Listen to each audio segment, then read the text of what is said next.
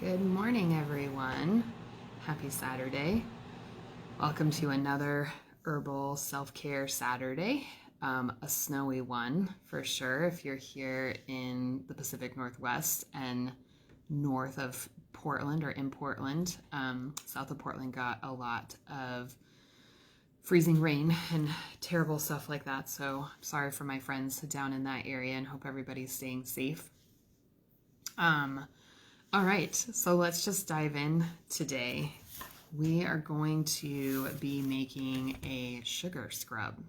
So tomorrow is going to be Valentine's Day. Kind of doesn't exactly feel like that, especially with the snow. Hi, Pam. But tomorrow is Valentine's Day, and I just was thinking about that a little bit really quick before we dive into our sugar scrub. And I thought I would share a couple of those thoughts with you that I was thinking of how Valentines come in all different kinds of shapes and sizes, pets, plants, and all different types of people. Hi, Radiance. Good morning. Good to see you. And so this is the kind of thing that you can make also for yourself, because who is the best Valentine? You. So we're going to take some sugar this morning, and I've already pre-measured mine out. So I just have some organic sugar.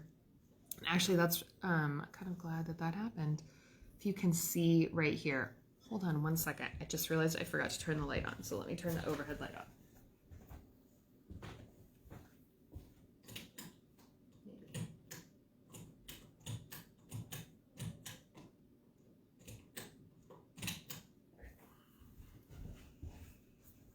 All right, the light is not working, so we're just gonna move on. It was a little bit rushed this morning. We slept in because of the snow and had a lazy Saturday, so I'm not quite as together this morning. The snow has done all kinds of things. So what I was going to show, see if I can get it to tip, is that there are little, I don't know if this happens to your sugar, but there are like little chunks, and this will happen with brown sugar, and you can use any kind of sugar. It doesn't matter. This happens to be like an organic pure cane sugar. You can, I guess I shouldn't say you can use any sugar, not powdered. Anything with a grain. Hi, Karen. And so you can see how it's like sticking right there just a little bit. So I just take the back of my measuring spoon and I just sort of press it up against the side to kind of get some of those grains out. And just make sure it's really pretty smooth.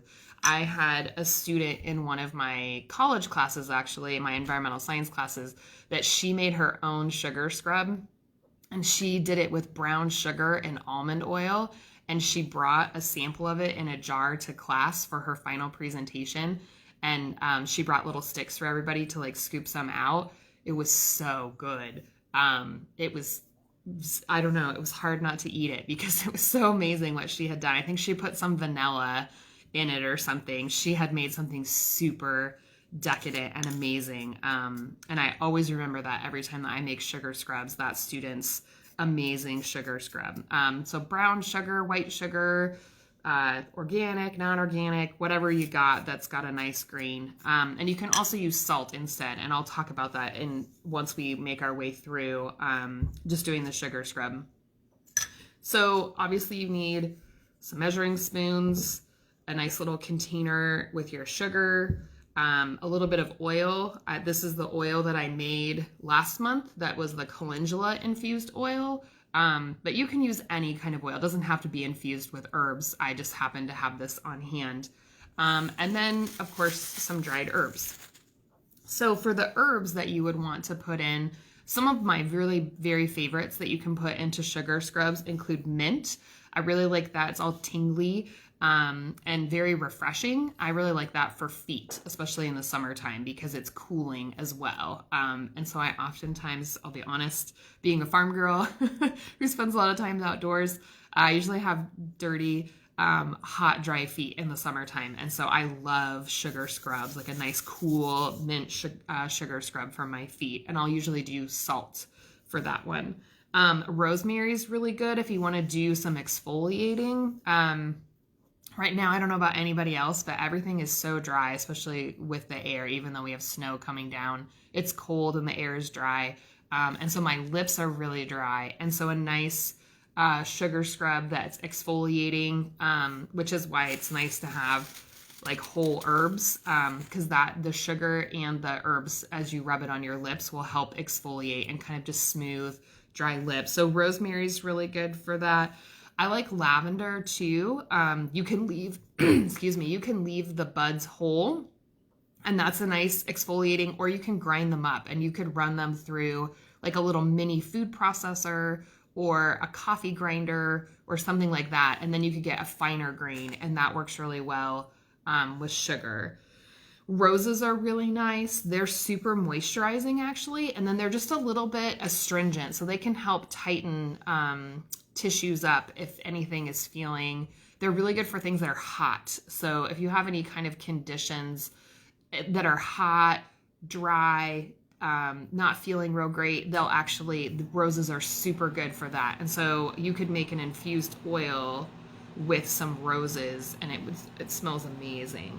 And then the very last one that's really good, also for super irritated skin, is calendula. I really love calendula. It's so healing for anything that's kind of, I don't know, sometimes I don't like to say, but anything that's moist. Calendula is super good. So like calendula and roses together would be so amazing for any kind of skin condition that you have, that if it's dry, but then I don't know if you've ever had that where it gets like dry on the edges but it's moist in the middle, it would just help slough some of that dry skin off. So I'll just say those again: mint, rosemary, lavender, roses, and calendula. Any of those that you have on hand. And again, you can grind them up in a coffee grinder or a food processor and make them really fine.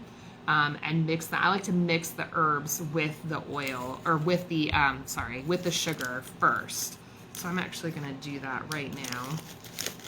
Because of the snow and the bad weather, I wasn't able to get over to the herb farm to get what I really wanted, which was some calendula and roses. So I'm going to use some thyme today because that's what I have on hand. And that's actually the really great thing. You can use whatever you have on hand. So because I'm kind of picky, here's my thyme. It has some stems in it, and I actually don't want that in there. Like that. I don't want those in there. That's one of my things I don't love about thyme, is that it has a tendency to be a little stemmy, and it takes a lot of time to pick it all out. But I'm going to take just a few extra seconds and do that. And what I'm actually going to do too is I'm just going to take my hands and rub them together. I'm just going to break up the leaves just a tiny little bit.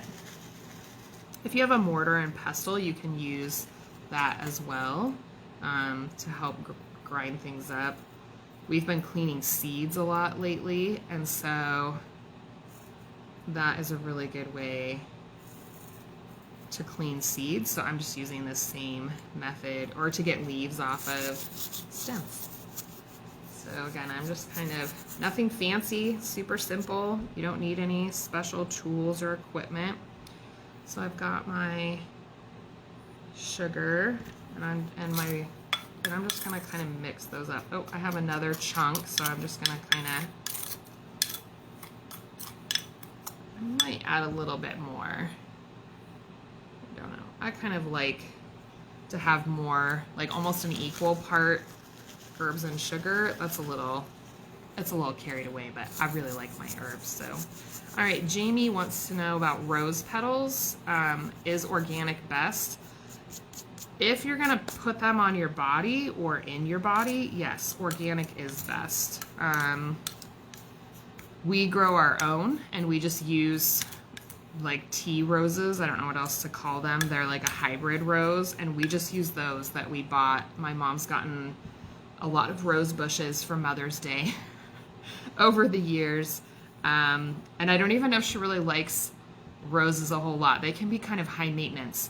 But she's gotten a lot of roses over the years, and now it's paid off because so I've done probably about 2 teaspoons worth, and I had 2 tablespoons of sugar. So that's the other nice thing. You can make this in kind of any quantity that you want. And I'll show you. So this is the other sort of trick. So I like to mix the first tip or trick is I like to mix my herbs and my sugar, the dry ingredients, together first. So that's sort of tip or trick number 1. And so I always measure out my sugar, and then I measure out my herbs. So 2 tablespoons of sugar, 2 teaspoons of just a single herb. I wouldn't do more than 2 teaspoons and 2 tablespoons of sugar total. So if you wanted both calendula and rose petals, then I would do 1 teaspoon of each. All right, and then my other trick that I like to do is you have to think about or decide how oily you want it to be. There are advantages and disadvantages either direction, and I think some of it's a function of what you're going to use it for. So if you're going to use it for lips and you're looking for moisturizing and exfoliating at the same time, then maybe you could put just a smidge bit more oil and you want it to be slightly more oily. A lot of times if I'm making this, I'm using it for feet. I'm using it for feet, and then I have done some lip stuff too, and so I don't want it to be very oily. So I will add my oil by the teaspoon is what I will end up doing. So I'm gonna add, I think I'm gonna do 2. I'll do 2 teaspoons just because One other little tip or trick to know too is that salt is naturally drier, and sugar has a slightly higher moisture content already. So a lot of times with sugar, you don't need to use as much oil as you would for salt. So salt will soak up the oil a little bit more than sugar will. Sugar and especially something like brown sugar, like I was mentioning that awesome student who had made the brown sugar scrub earlier. Hers, I can't even remember what her ratio was. She had a nice, those little that are about like this size, like half this size, the 4-ounce quilted jelly jars. She had one of those. And I know from previous iterations of scrubs, like both salt and sugar, that about 1/4 cup of salt or sugar will go into one of those jars. So if you wanted to make this as a gift for your favorite Palentine for tomorrow, you could do that too. All right. So I do have a little bit of oil that's stuck here on my spoon. I put down a placemat on the table because I knew this was going to get messy. So that's what it looks like. It has turned a little bit more green from the herbs. So the herbs have made it turn a little bit green. And so you do have to keep that in mind if you're thinking about your color at all. That if you want it to look really pretty, this will continue to turn kind of greenish. I've also had some of them turn a little bit brown. So maybe in that instance, depending on your herb, you might want to use brown sugar instead. So this is pretty, see if I can show you. See how it's holding on the spoon? And then it's starting to like clump up just a little bit. If you really wanted it to stick together a lot, you could add some more oil to that. I probably wouldn't. If you went ahead and you applied this, hold on one second. Oh no, yeah, I need a napkin. Here we go. Conveniently from takeout, we had a paper one on the counter. I'm just gonna go ahead and I'll show you with this. So you just take a little bit and you scoop it out.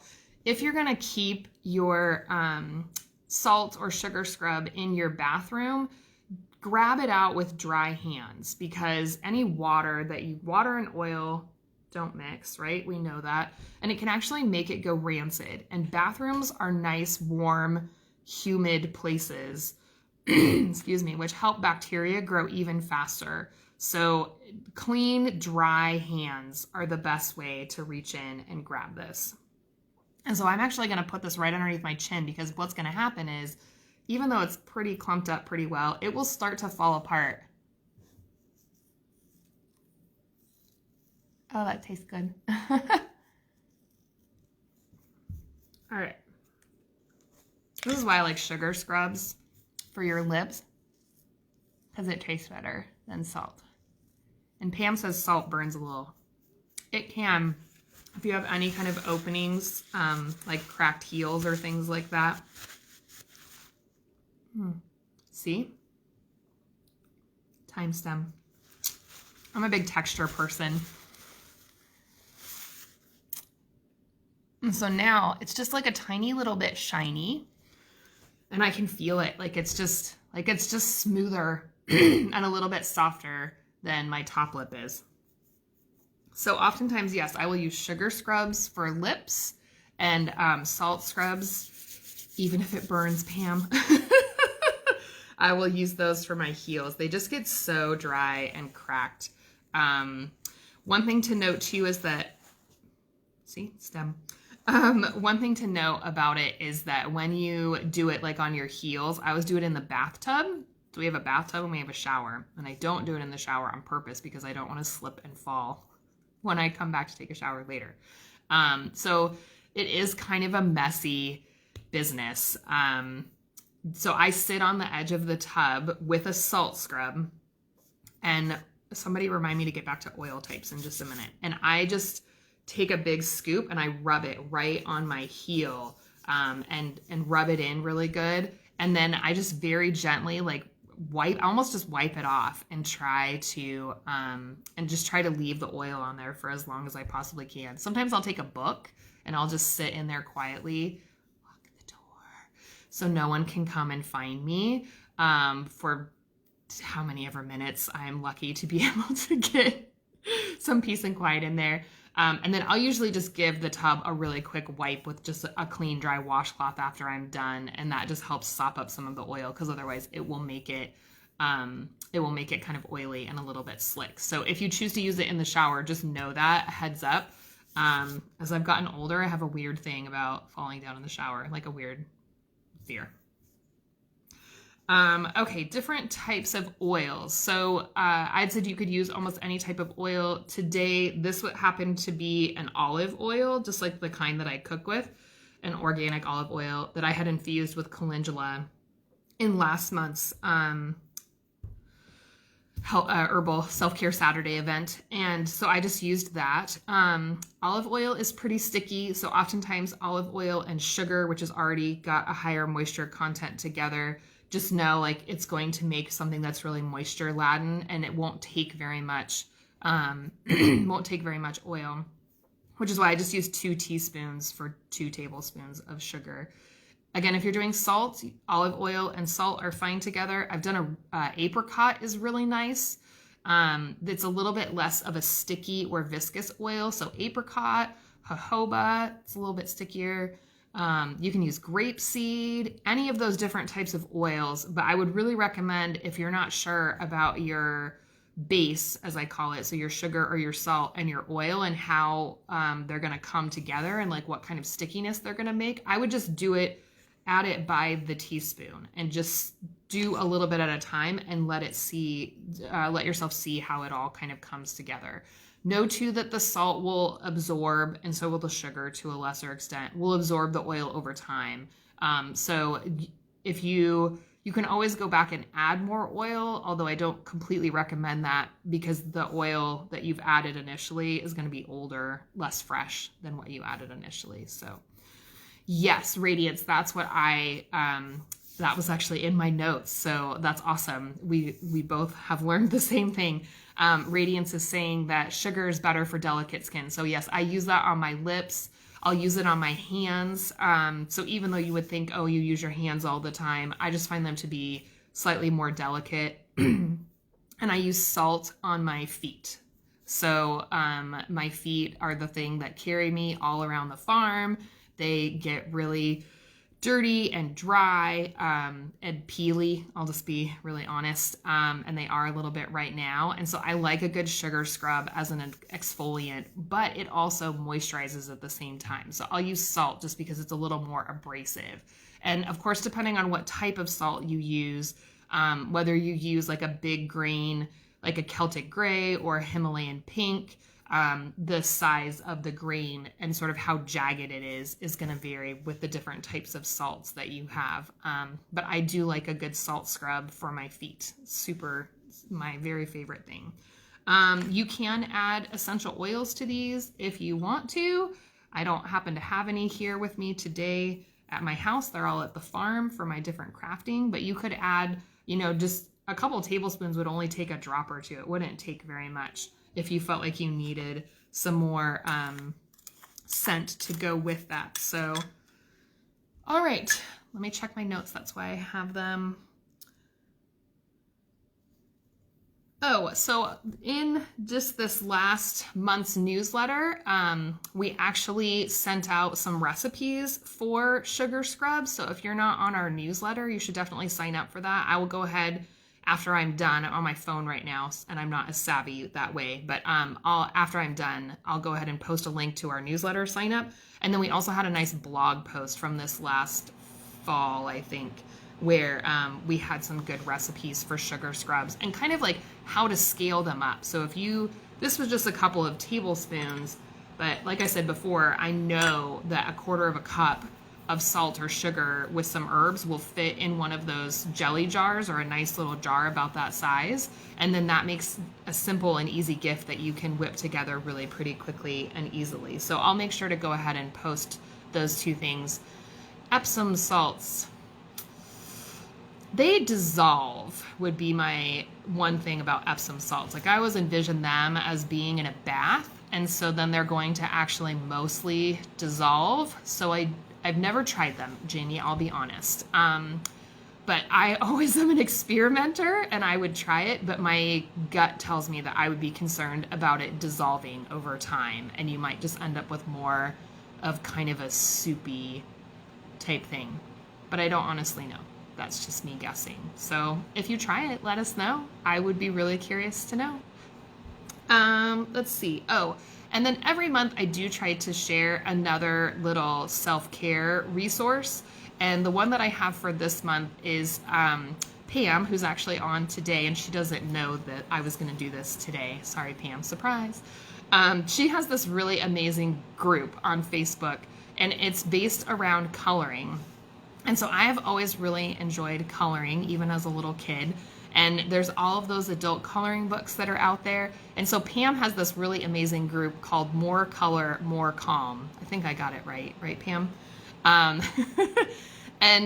it's just a really nice group of people who are there. And Pam oftentimes will find us free coloring pages and post them. And I don't know, I really enjoy it. So I'll make sure to post a link to that group if you would like to check out that group. Pam is brilliant, Radiance. You are right. Oh, I did get it right. More color, more calm. Yay. And so we've posted pictures of some of the things that we've colored, and Pam's really nice and finds us free coloring pages online.